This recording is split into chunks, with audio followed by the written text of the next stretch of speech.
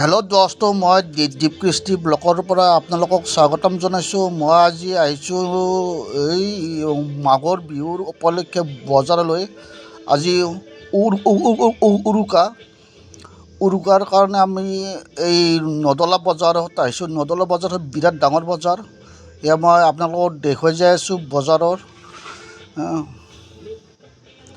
এয়া আহিছোঁ এই আপোনাৰ মাছৰ বজাৰলৈ।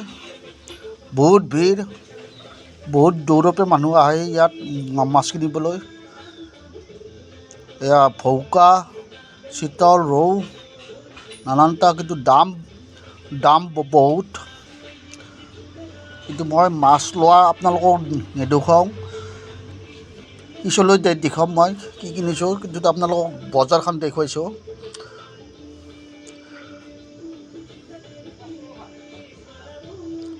আপোনালোকে চাই থাকক আৰু চাই থাকিলে আপোনালোকৰ ভিডিঅ'টো শেষলৈকে চাই থাকক, আৰু চোৱাৰ পিছত আপোনালোকৰ ভিডিঅ'টো লাইক কৰিব আৰু চেনেলটো ছাবস্ক্ৰাইব কৰি দিব।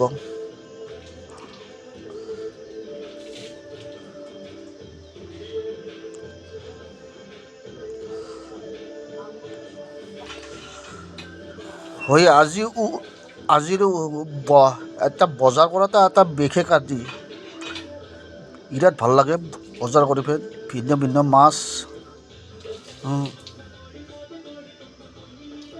আৰু ডাঙৰ ডাঙৰ মাছো ওলাইছে।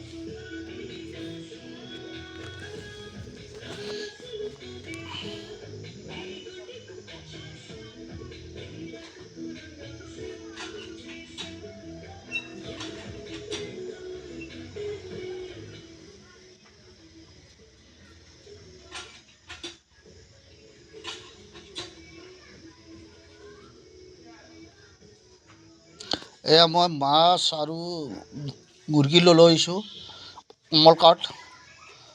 আৰু এই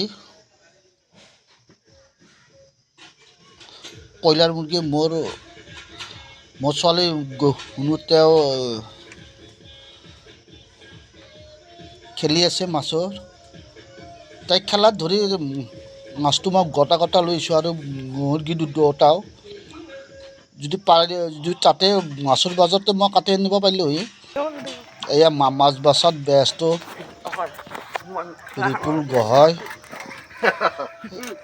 একফালে মাছ, এইফালে এই মুৰ্গী দুটা কাটি থোৱা গৈছিল। মই মাছ আৰু মুৰ্গী কাটি পেলাই মই থিয় দি চাই আছোঁ হাত দুখন।